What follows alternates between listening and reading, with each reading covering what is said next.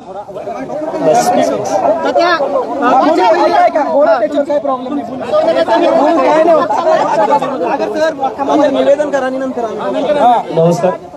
मी आता गेली 25 वर्ष सातत्याने सुरुवातीच्या कालावधीमध्ये शिवसेना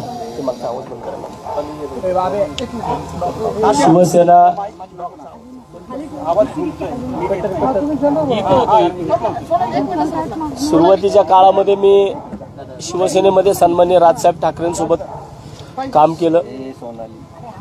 पुणे शहरामधील शिवसेनेचा पहिला कार्यकर्ता की ज्याने सन्माननीय राजसाहेब ठाकरेंनी ज्यावेळेस राजीनामा दिला शिवसेनेचा, त्यावेळेस मी सुद्धा कॅन्टोन्मेंट विधानसभा मतदारसंघाचा उपविभागाध्यक्ष होतो.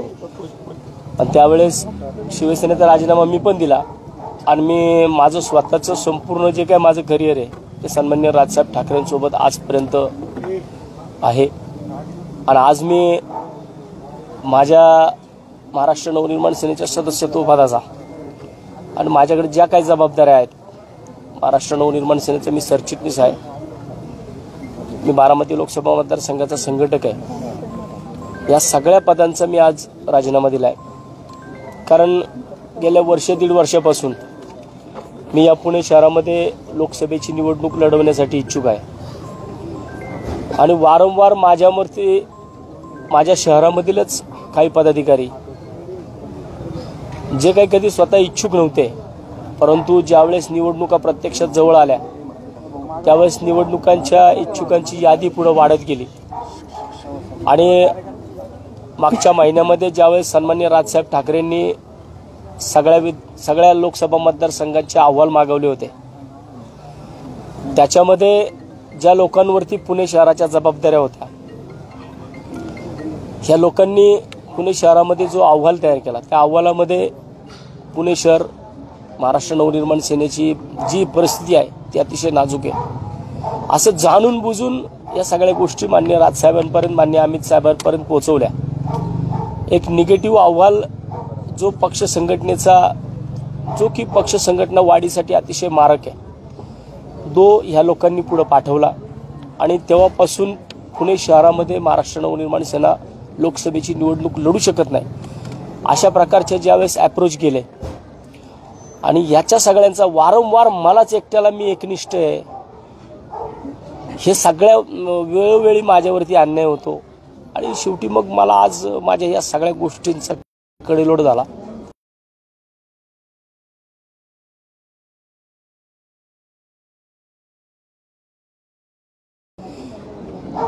जर ज्या शहरामध्ये ज्या लोकांबरोबर माझ्या राजकीय जीवनातील 15 वर्ष घालवली आणि अशाच 15 वर्षामध्ये हेच पदाधिकारी जर वसंत मोरेला तिकीट नाही मिळालं पाहिजे, पक्ष संघटनेने निवडणूक नाही लढवली पाहिजे, यासाठी जर निगेटिव्ह पद्धतीने अहवाल माननीय साहेबांपर्यंत पाठवत असतील तर मला वाटतं की अशा लोकांमध्ये काम करणं मला जमणार नाही.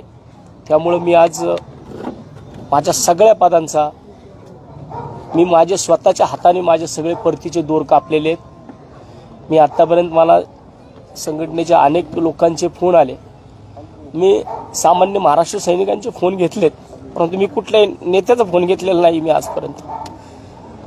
कारण मी हे सगळ्या गोष्टी मी वारंवार नेत्यांपर्यंत पोहोचवल्या, पण नेत्यांना काय या गोष्टी कळत नाहीयेत.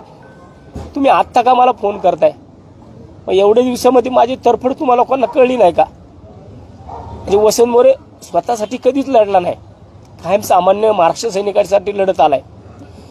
आणि मग जे पदाधिकारी माझ्याबरोबर आहेत, ज्यांनी माझे कार्यक्रम घेतले, त्या लोकांना दाबण्याची कामं होतात, त्या लोकांना त्रास दिला जातो. मग जर अशा पक्षामध्ये अशा लोकांमध्ये राहून जर माझ्यासोबत असणाऱ्या माझ्या साथीदारांवरती जर चुकीच्या कारवाई होत असतील, त्यांच्या पद काढण्यापर्यंत जर लोकांची मजाल जात असेल, मग अशा लोकांमध्ये, अशा शहरातल्या लोकांमध्ये काय राहून करायचं आपल्याला?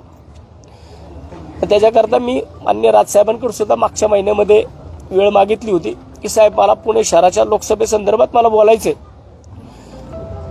परंतु साहेबांनी सुद्धा मला त्या संदर्भामध्ये बोलले नाहीत. आणि मला वाटतं की जर अशा पद्धतीने पुणे शहरामध्ये जर राजकारण होणार असेल तर मग अशा लोकांमध्ये न राहिलेलं बरं. माझा वाद आजपर्यंत मान्य राजसाहेबांसंग कधी नव्हता, महाराष्ट्र नवनिर्माण सेनेसोबत सुद्धा नाहीये. परंतु ज्या चुकीच्या लोकांच्या हातामध्ये हे शहर दिले, ज्या चुकीच्या लोकांनी या शहराचं वाटोळं चालवलंय, इथला महाराष्ट्र सैनिक आज कोणत्या परिस्थितीमधून जातोय तो लोकांना माहिती आहे. माझा जो आजचा त्रास आहे, मी कोणत्या परिस्थितीत, मी काल रात्रभर झोपलेलो नाही. मी रात्रभर झोप आलेली नाही कालच्याला. मी रात्री विचार केलाय, कालच्याला माझी पोस्ट तुम्ही पाहिली असेल, अनेकांचे माझ्या पोस्टवरून मला फोन आले. परंतु इतकं सगळं करून मला काल का कुणी विचारलं नाही. मला आज राजीनामा दिल्यानंतर मला का फोन येतात सगळ्यांचे, प्रत्येक पक्षाच्या नेत्यापर्यंत मी माझं गाऱ्हाणं मांडत आलोय. निवडणूक लढवणं हा काय माझा गुन्हा आहे का? जर माझी पक्ष संघटना मला शहरामध्ये वाढवायची असेल तर निवडणूक लढली गेली पाहिजे. आणि पक्ष संघटना जर मोठी होत नसेल, काही लोक शहरामधील निवडणूक आपण लढवली नाही पाहिजे. कशा करता तुम्ही निगेटिव्ह अप्रोच करता, कशा करता तुम्ही निगेटिव्ह अहवाल साहेबांपर्यंत पाठवता. अरे या पुणे शहरामध्ये 2012 ते 2017 या कालावधीमध्ये सेकंड लार्जेस्ट पार्टी, दुय्यम पक्ष म्हणून महाराष्ट्र नवनिर्माण सेना होती. विरोधी पक्षनेता या शहराचा मी होतो. म्हणजे या शहरामध्ये मनसेची ताकद नाहीये का? या शहरामध्ये महाराष्ट्र नवनिर्माण सेनेची ताकद आहे. मी वारंवार सांगत होतो की या पुणे शहराचा पहिला खासदार हा वसंत मोरे होऊ शकतो. परंतु काही लोकांना वाटत नाहीये की वसंत मोरे हा स्वकेंद्रित राजकारण करतो, अशी लोक म्हणतात. आजपर्यंत हा आरोप माझ्यावरती फक्त लावताना पक्षाच्या कोर कमिटीच्या नेत्यांनी लावलेला आहे. महाराष्ट्र सैनिकांनी, एकाही महाराष्ट्र सैनिकांनी माझ्या विरोधामध्ये, मला आत्ता सुद्धा अनेक महाराष्ट्र सैनिक थांबवत होते. परंतु मला असं वाटतं की कुठवर या सगळ्या गोष्टी मी सहन करायच्या, कुठवर मी या सगळी माझी गाऱ्हाणे मांडत राहायची. मी माझं गाऱ्हाणं मांडायला गेलो तर तिथं लोकांना खोटं वाटतं. मग त्याच्यापेक्षा मी मागच्या वेळेस सुद्धा ज्या काही भूमिका माझ्या मांडल्या होत्या त्या भूमिकेमध्ये माझ्यावरतीच कारवाई झाली. आणि आता सुद्धा जर माझ्यावरतीच कारवाई होणार असेल तर मला वाटतं कुठल्याही पदावरती न राहिलेलं बरं. म्हणून मी आज माझ्या प्राथमिक सदस्यत्व पदाचा, माझ्या सरचिटणीस पदाचा, माझ्या संघटक पदाचा मी राजीनामा दिलाय. इथून पुढे मी अजून कुठल्याही पक्षामध्ये गेलेलो नाहीये. माझी जी काय भूमिका असेल ते पुणेकर माझे मायबाप आहेत, ज्यांनी मला एक स्थान दिलेलं आहे त्यांच्या मनामध्ये. पुणे शहरातले पुणेकर ठरवतील की वसंत मोरेने भविष्यात काय करायचं. पुणेकर म्हटले वसंत मोरेने लढायचं तर 100% वसंत मोरे एकटा लढणार आणि तो पुणेकरांसाठी लढणार. पुणेकर म्हटले की नाही थांबायचं, मी थांबणार. पण मला वाटतं की माझी लढाई सामान्य कुटुंबातल्या, मी एका शेतकरी कुटुंबातला आहे, मी कोण जागीरदार नाहीये. माझ्या घरातला मी पहिला राजकारणी आहे. इथपर्यंत मी पोहोचलो ना, तो मी स्वतःच्या हिमतीवरती पोहोचलेलो आहे. मी कुणाचे खुर्च्या, कुणाच्या मी कुबड्या घेऊन मी पुढे आलेलो नाहीये. मी माझं स्थान मान्य राजसाहेबांच्या हृदयामध्ये मी माझं स्थान मी तयार केलं होतं आणि ते स्थानाला कुठेतरी धक्का लावण्याचं काम पुणे शहरातल्या कोर कमिटीने केलेलं आहे. त्यामुळे मला वाटतं की अशा लोकांमध्ये त्या कोर कमिटीचा मी एक सभासद आहे आणि मला वाटतं त्या कोर कमिटीमध्ये मला काम करायचं नाही आणि मला इथून पुढे परत बोलवलं जाईल. कोर कमिटी बरखास्त करू काय करू, परंतु मला त्या लोकांबरोबर कामच करायचं नाही. जी लोक शहरामध्ये पक्षाला संपवण्याचा विचार करत असतील अशा लोकांसोबत मला काम करायचं नाही. त्यामुळे मी आज पक्ष सोडलेला आहे. वसंत मोरेंना लोकसभा लढवायची होती. लोकसभा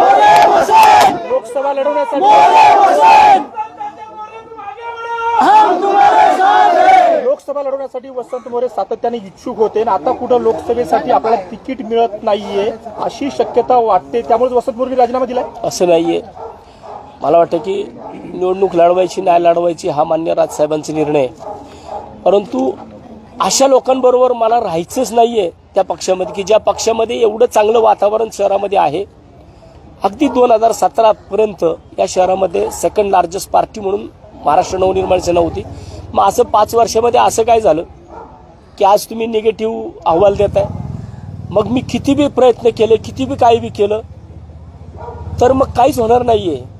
म्हणून मी आज या ठिकाणी असं कुठलं की पक्ष निवडणूक लढवणार नाही काय नाही, हा सन्मान्य राजसाहेबांचा आदेश आहे, सन्मान्य राजसाहेबांचा तो अधिकार आहे. त्यांनी त्याच्या बाबतीमध्ये निर्णय घ्यावा. मला आता महाराष्ट्र नवनिर्माण सेनेकडनं मी निवडणूक लढायला इच्छुक नाहीये. जर निवडणूक मनसेला लढायची असेल तर या जे काही इच्छुक आहेत 4 जण ह्या 4-5 इच्छुकांमध्ये कुणालाही साहेबांनी तिकीट देऊन त्यांना निवडून आता तुमची नाराजी फायनल आहे का? कारण याच्या आधी देखील तुम्ही अनेकदा नाराजी व्यक्त केली, पक्ष सोडून जाईल अशी इथपर्यंत तुमची भूमिका येऊन टेकली होती. मात्र राजसाहेबांची भेट घेतल्यानंतर तुमची भूमिका बदलली, त्यामुळे आता जी आहे ते फायनल आहे का? तुम्ही राजीनामा देऊन पक्षातच राहणार आहात? राजीनाम्याची भूमिका ही फायनल भूमिका आहे का? मी माझे महाराष्ट्र नवनिर्माण सेनेमधील परतीचे सगळे दोर कापलेले आहेत. मी कोणत्याही परिस्थितीमध्ये महाराष्ट्र नवनिर्माण सेनेमध्ये परत जाणार नाही. तुमचं बोलणं झालं का राज ठाकरेंशी? नाही, मला आता कुठे जाणार, कुठल्या वाटेवर जाणार? वसंत मोरेंची दिशा पुणेकर ठरवतील. येणाऱ्या 2-3 दिवसामध्ये माझी जी भूमिका असेल ती मी जाहीर करेन. लोकसभा लढवण्याचा निर्णय ठाम आहे का? लोकसभा लढवणारच का? मी तेच सांगतोय, येणाऱ्या 2-3 दिवसामध्ये लोकसभेच्या संदर्भामध्ये माझी जी भूमिका असेल ती मी येणाऱ्या 2-3 दिवसामध्ये नक्की जाहीर करेन. कुठल्या पक्षात प्रवेश करणार आहात का अपक्ष आहात? म्हणजे कशा प्रकारे निवडणूक लढवणार? अजूनपर्यंत मी फक्त महाराष्ट्र नवनिर्माण सेना या पक्षाचा राजीनामा दिलेला आहे. मी सदस्यत्व पदाचा राजीनामा दिला आहे, सगळ्या पदांचा राजीनामा दिला आहे. मी कुठल्या पक्षात जाणार ही माझी कुठलीच भूमिका मी अजून काहीच जाहीर केलं नाही किंवा मी कुठेही जाणार नाही. अजूनपर्यंत पुणेकर ज्या बाबतीमध्ये मला ज्या भूमिका सांगतील, कारण मी माझं फेसबुक लाईव्ह असेल, माझी सोशल मीडिया असेल, वेळ पडला तर मी शनिवारवाड्यावरती जाऊन त्या ठिकाणी पुणेकरांचा से मागेल आणि मला त्या ठिकाणी पुणेकर सांगू शकतील मी निवडणूक लढवायची का नाही लढवायची. राज ठाकरेंनी परत पावली तुम्हाला साथ घातली. राज ठाकरेंनी काय सांगितलं तर राजसाहेबांचं तुम्ही ऐकणार का? राजसाहेबांचं तुम्ही ऐकणार का? कदाचित पुढच्या 2 दिवसांमध्ये वरिष्ठ नेत्यांकडून तुमच्याशी बोलणं केलं जाईल, संपर्क केला जाईल. राज ठाकरे बोलले तर तुम्ही परत पक्षामध्ये येणार? तुमच्यासोबत किती अनेक जणांचे राजीनामे पण यायला आता सुरुवात झाली आहे किंवा राजीनामा दिला आतापर्यंत बऱ्याच जणांनी राजीनामे माझ्याकडे पाठवलेत. माझ्या व्हॉट्सअपवरती, फेसबुकवरती सुद्धा मला अनेक जणांचे राजीनामे आलेले आहेत. परंतु मी सांगतो की कोणीही कोणत्याही परिस्थितीमध्ये मी कुणालाही कंपल्शन केलेलं नाही आहे. हा वसंत मोरेवरती झालेला अन्याय आहे. वसंत मोरे एकट्याने राजीनामा दिला आहे. कुणीही पक्ष संघटना सोडू नका असं मी कुठल्या प्रत्येक पदाधिकाऱ्याला सांगितले. परंतु जो तो ज्याचा निर्णय आणि मला वाटतं की कार्यकर्त्यांनी घेतलेले निर्णय हे याच्यावरती कमीत कमी मनसेची भूमिका डबल पाहायला मिळाली. तुमच्या कार्यक्रमाला तुम्ही शर्मिला ठाकरेंना बोलवलं होतं, ते म्हणले की वसंत मोरे लोकसभेला दिल्लीत पाठवू आणि नंतर साईनाथ बाबरांकडे गेल्यानंतरही तेच म्हटल्या. मग ह्या भूमिकेत कुठं तुम्हाला तथ्य वाटतंय का, किंवा ही सगळी भूमिका तुम्हाला नाराज करणारी होती का? नाही, मला वाटतं की त्याच्यापेक्षा वहिनींपर्यंत ज्यांनी कुणी या गोष्टी बोलले त्यांनी पण स्वतःचं आत्मपरीक्षण केलं पाहिजे. नेत्यांना ज्या गोष्टी पोचवल्या जातात, ज्या गोष्टी नेत्यांपर्यंत सांगितल्या जातात, त्या गोष्टी नेते काय जागेवरती येऊन कुठल्या गोष्टी पाहत नाही. कुणी त्यांना ज्या गोष्टी सांगितल्या जातात त्या गोष्टी ते बोलतात. शहर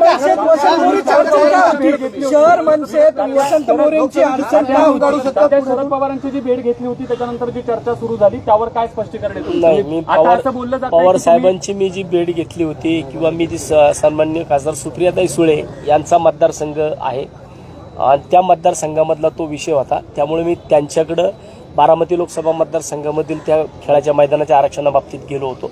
माझी त्या ठिकाणी कुठलीही राजकीय भूमिकासाठी मी गेलो नव्हतो. शहर मनसेला वसंत मोरे का नको होते? कारण महाराष्ट्र नवनिर्माण सेनेचा महाराष्ट्र सैनिक वसंत मोरेला लाईक करतो, तो इतरांना करत नाही. ही त्यांची मूळ अडचण आहे. तुम्ही राजसाहेबांना बोललात का याबाबत? राजसाहेबांशी बोलणं झालं का? राजीनाम्यावर ठाम राहणार आहात का? 100% मी जे माझे सर्व सहकारी मित्र आहेत यांच्यासोबत मी सकाळी 1 तास चर्चा केलेली आहे. 1 तास त्यांच्यासोबत चर्चा करून मी हा निर्णय घेतलाय आणि त्याच्यानंतरनं मी त्या निर्णयापर्यंत गेलोय. मला वाटतं की मी कोणत्याही परिस्थितीमध्ये माझ्या निर्णयावरून माघारी फिरणार नाही. तुम्ही ज्यावेळेस बोंगेंची भूमिका घेतली, तात्या तुम्ही बोंगेची भूमिका घेतली, तुमचं तडकाफडकी शहराध्यक्षपद काढण्यात आलं, तिथून खरं या चर्चेंना सुरुवात झाली का? म्हणजे वसंत मोरेंचं शहराध्यक्षपद काढल्यामुळे इतर कार्यकर्त्यांना वाव मिळाला का? तो विषय वेगळा होता. सुरू झाला तुमच्यावर. आणि किती नाही सगळ्यात महत्वाचं, किती दिवस झाले तुम्ही अन्याय सहन केला? किती दिवस झाले? गेल्या 2-3 नाही दिवस सांगू द्या. एक मिनिट मिकीबाई 1 मिनिट. किती दिवस झाले किती दिवस झाले दिवसांबद्दल सांगा. सर नेमकं तुमच्यावरती कशा स्वरूपाचा अन्याय होतो जरा स्पष्टीकरण देऊन सांगा. त्याच्या अगोदर फक्त किती दिवस मेन्शन करा फक्त. मला गेल्या 2-3 वर्षापासून साधारण 3 वर्ष होत 3 वर्ष 2021ला मला वाटतं की मी शहराध्यक्ष होतो. 22, 23, 24 साधारण 2 वर्ष होऊन गेले. 2 वर्षापासून मला वारंवार ह्या गोष्टींना सामोरे जावं लागते. गेल्या 2 वर्षामध्ये मी संघटना वाढीसाठी जे प्रयत्न केले ते मला वाटते की ती संघटना संपवण्यासाठी सगळं कार्यक्रम झाला. आणि आता जर शहरामध्ये तुम्ही जाऊन बघताल किंवा सामान्य महाराष्ट्र सैनिकांकडे जरी तुम्ही याची चौकशी केली तरी तुम्हाला ते लोक सांगू शकतात. राज ठाकरेंनी खूप दिवसापासून होतात. अनेकदा नाराजी बोलून दाखवल्या, पण नाशिकमध्ये जो परवा एक मिनिट सर, तुम्ही अनेकदा बोलून दाखवला होतात नाराजी. पक्षवाढीबद्दल तुमची भूमिका तुम्ही स्पष्ट केली होती, इतर नेत्यांना टीका करताना. पण नाशिकमध्ये असे काही झाले का? कारण अचानक तडकाफडकी तुम्ही हा निर्णय घेतला. 2 वर्षापासून आवाज उठवता नाशिकमध्ये योग्य मान मिळाला. नाशिकमध्ये मानाचा काही विषय नाही. वसंत मोरे जमिनीवरती बसणारा कार्यकर्ता आहे. मान आपणाचा विषय नाहीये. परंतु महाराष्ट्र नवनिर्माण सेना पुणे शहर लोकसभा लढू इच्छित नाही. पुणे शहरामध्ये महाराष्ट्र नवनिर्माण सेनेची ताकद नाही. आदल्या दिवशी ज्यावेळेस मान्य राजसाहेब पुण्यामध्ये आले होते त्या टायमाला पुणे शहरामध्ये शाखाध्यक्षांच्या कुणी मिटिंगा घेतल्या, कुणी शाखाध्यक्षांना सांगितलं की उद्या जर राजसाहेबांनी तुमची मिटिंग घेतली, तुम्हाला बोलवलं तर तुम्ही तिकडं सांगा की शहरामध्ये जेमतेम वातावरण आहे, वातावरण निवडणूक लढण्यासारखं वातावरण नाहीये, असं तुम्ही कार्यकर्त्यांना बोलून घेऊन जर सांगत असताल म्हणजे याचा अर्थ तुम्हाला निवडणूक लढू द्यायची नाहीये. महाराष्ट्र सैनिकाला निवडणूक लढायची होती, परंतु जे नेते आहेत ह्या नेत्यांना निवडणूक लढून द्यायची नव्हती. म्हणून जो अहवाल पाठवला गेला मुंबईला तो निगेटिव्ह पाठवला गेला. आणि अजून सुद्धा सामान्य महाराष्ट्र सैनिकांना सांगितलं जातं की तुम्ही कोणत्याही परिस्थितीमध्ये वातावरण नाही असं सांगा.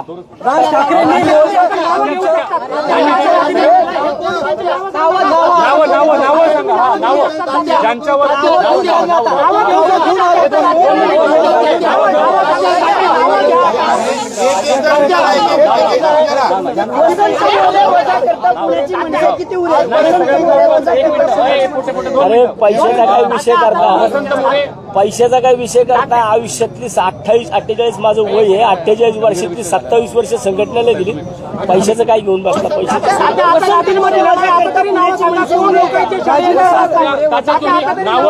पक्ष संघटना कधी संपत नसते. मला वाटतं पक्ष संघटना ही संपू शकणार नाही, परंतु पक्ष संघटना संपवणारे विचार संपवले पाहिजेत पुण्यातले पहिले.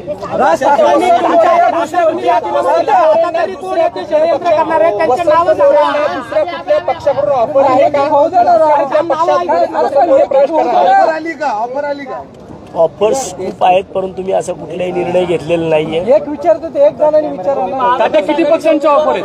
किती पक्षांच्या ऑफर आहेत?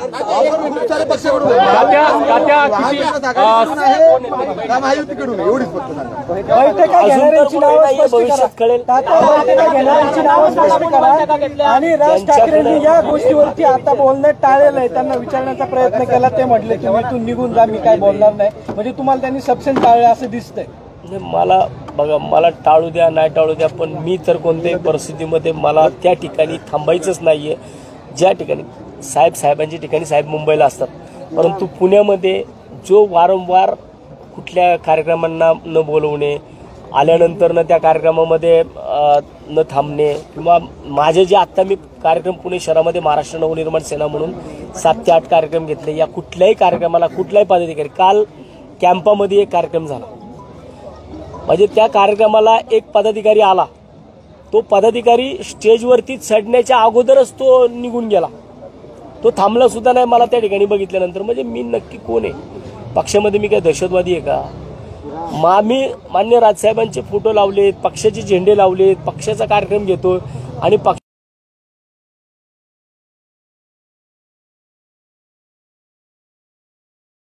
पदाधिकारी स्टेजवरती येण्या अगोदर 4 वेळा विचार करतात वसंत मोरेवर उभं राहू का नको. मग मला असं वाटतं की माझ्याबरोबर राहणारे कार्यकर्त्यांना जर अशा पद्धतीने त्रास होत असेल आणि ते पुण्यातले पदाधिकारी देत असतील तर मग अशा लोकांबरोबर का राहायचं, म्हणून मी ही भूमिका आता घेतली देखील व्यक्त केली. पण राज ठाकरेंना हे कळत नाही का की वसंत मोरेंवर अन्याय होतो? नाही, सगळे मला अमित साहेब असतील, मी 10 ऑक्टोबरला अमित साहेबांपुढे सुद्धा हे सगळे विषय माझ्या वाढदिवसाचे बोलले होते मी 10 ऑक्टोबरला सुद्धा या सगळ्या गोष्टी माननीय अमित साहेबांच्या पुढे मांडल्या होत्या आणि त्यावेळेस सुद्धा माननीय अमित साहेबांनी माझा 1 तास सगळ्या गोष्टी ऐकून घेतल्या होत्या. परंतु त्याच्यानंतरनं त्या विषयावरती कुठल्याही बाबतीमध्ये काही भूमिका झाल्या नाहीत.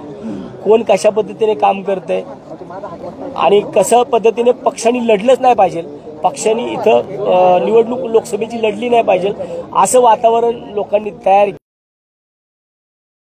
केलं. त्यामुळे मला वाटतं की जर अशा पद्धतीने तुम्ही जर निगेटिव्ह अप्रोच जर पाठवणार असाल तर जेणेकरून ते चुकीचं ठरेल आणि सामान्यातला सामान्य कार्यकर्ता जो खाली तळागाळामध्ये आहे त्याच्यावरती अन्याय होईल. पक्षातली लोक पक्ष संपवतात का हे यावरून असं स्पष्ट दिसतंय. पक्षाचं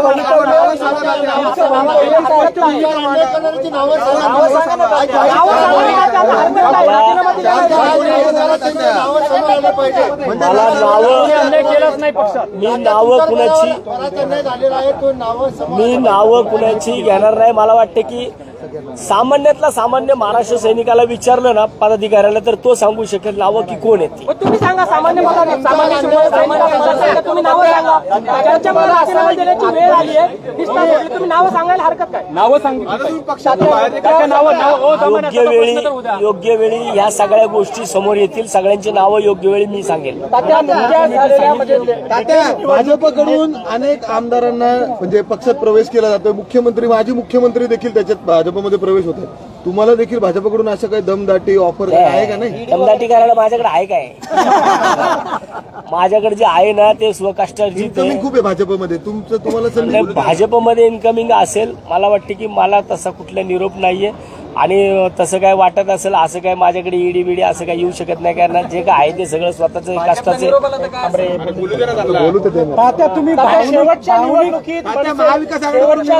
शेवटच्या निवडणुकीत आमदार नव्हता आणि असं असताना तुम्हाला असा कुठून असतो की लोकसभा आपल्याकडे आली पाहिजे, जिंकली पाहिजे. ते लढली जोरावर तुम्ही म्हणू शकता की मनसे जिंकू शकते जागा. आणि दुसरीकडे तुम्ही असं म्हणता की भाजपकडून निरोप नाही पण अनेक पक्षांच्या ऑफर आहेत. म्हणजे महाविकास आघाडीतल्या पक्षांच्या ऑफर आहेत का? तात्या तुम्हाला एक मिनिट किरण शेठ, जिंकेल असं तुम्हाला का वाटतं? भाजपकडून निरोप नाही आणि बाकी पक्षांकडून निरोप आहे तर महाविकास आघाडीतल्या पक्षांकडून निरोप आहे असं तुम्ही म्हणताय का? मी असं म्हटलेलं नाही. मी तुम्हाला सांगितलंय की खूप आता हे आत्ता जे ऑफर नाही आहेत ऑफर ह्या सुरुवातीपासून आहेत. त्या तुमच्या जग जाहीर मी केलेल्या आहेत. अनेक वेळा तुमच्या समोर एकदा सांगा कुठल्या सगळ्या तुम्हाला लोकांना माहिती आहे की पुन्हा सांगा. मला मागच्या वेळेस ज्या वेळेस काही विषय झाले होते त्यावेळेस शिवसेना असेल राष्ट्रवादी असेल अजित पवार की शरद पवार त्यावेळेस एकच होते. आता वेगळे झाले. आता एका बी ते तुम्ही ठरवा. आता तुतारी तुम्ही शरद पवारांची भेट हडपसर मध्ये तुतारी घेणार का? अरे मला खासदार व्हायचं राव. मला एक नंबर खाली बसा. थांबा लोकांसोबत बोलू. एक मिनिट